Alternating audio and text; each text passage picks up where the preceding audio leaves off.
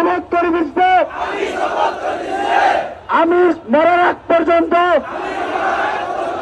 ফিলিস্তিনের মুসলিম জনগোষ্ঠীর পাশে থাকবো। আমার শাহাদাত আঙ্গুল তুলে আপনার কাছে শপথ করতে দিচ্ছে আমরা যে শপথ নিয়েছি সেই শপথের উপর আমাদের বলিষ্ঠ থাকার তৌফিক দান করুন।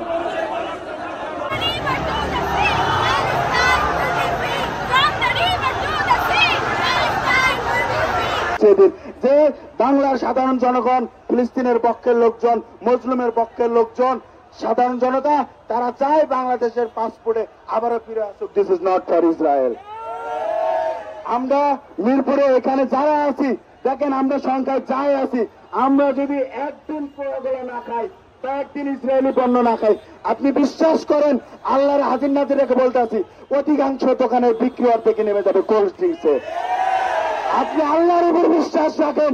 আমি হাদিসে পড়েছি যে যুদ্ধে অন্যায়কারী বিপক্ষে যদি সম্ভব হয় আপনি সরাসরি লড়েন, যদি সরাসরি না লড়তে পারেন তার জন্য দোয়া করেন, তার হেদায়েতের জন্য দোয়া করেন বা তার কালতেন। তাও না পারেন মৌন সম্মতি জানান, আমাদের পক্ষে মৌনতি সম্মত জানাইতে পারি, আমরা লড়তেও পারি। আর আমরা যেটা করতে পারি সেটা হচ্ছে বয়কট করতে পারি। আপনারা ইসরায়েলি পণ্য বয়কট করুন, আপনারা সেগুলো বয়কট করুন। আমরা চাই মিরপুর থেকে এই বাংলাদেশ থেকে ইসরায়েলি ব্যবসা উঠে যাক। আপনি হয়তো জানেন না পৃথিবীর ষষ্ঠ বৃহৎ মার্কেট, ভোগ্য মার্কেট, কনজিউমার মার্কেট বাংলাদেশ। আপনি চিন্তা করে দেখেন যে পৃথিবীর ষষ্ঠ বৃহৎ যদি কনজিউমার মার্কেট বাংলাদেশ হয়ে থাকে তাহলে কি পরিমাণ কোমল পানীয় প্রোডাক্ট এখানে চলে। আমরা যদি বয়কট করি তাদের ব্যবসায় কিন্তু ভাড়া পড়বে। আমরা চাই তাদের ব্যবসায় ভাড়া পড়ুক। আমরা তাদের যে কোনো ভাবে ক্ষতি করতে পারি বা তাদের ধরে রাখতে পারি, আমরা সেই চেষ্টাই করব। কারণ আপনি যে একজন মানুষ হয়ে থাকেন, সুস্থ বিবেকের মানুষ হয়ে থাকেন, আপনি কখনোই সজ্ঞানে সুস্থ মস্তিষ্কে কাজায় যে ঘটনাগুলো ঘটতেছে সেগুলো আপনারা দেখতে পারবেন না বা আপনার স্বচক্ষে দেখার মতো না।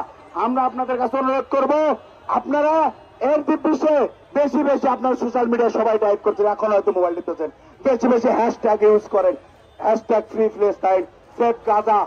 এগুলো যখন আপনি ইউজ করবেন বিশ্ববাসী যারা মুসলিম না তারাও দেখবে, যারা মুসলিম তারাও দেখবে যে বাংলাদেশ থেকে আওয়াজ এভাবে উঠে, গণজোয়ার এভাবে তৈরি হয়। আমরা আপনাদের কাছে অনুরোধ এটাই করব